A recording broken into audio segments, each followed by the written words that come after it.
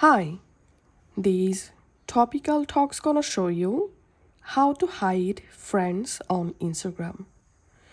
So friends mean your Instagram followers and following list, right?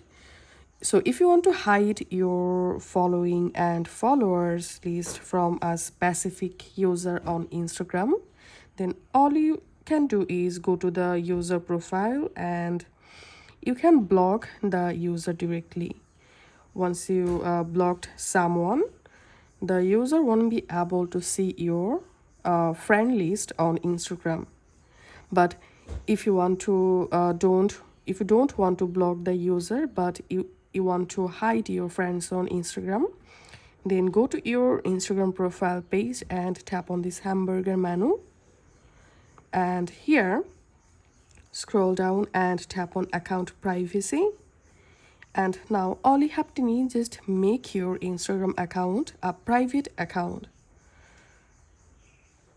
Once you successfully turn on private account, and now on no one will be able to see your Instagram followers and following list, but your followers and your followers will be able to still see your friend list on Instagram. And now if you want, you can easily remove any followers from your account so they won't be able to see your friend list. All you have to need is just remove those accounts from your follower list, and that's it.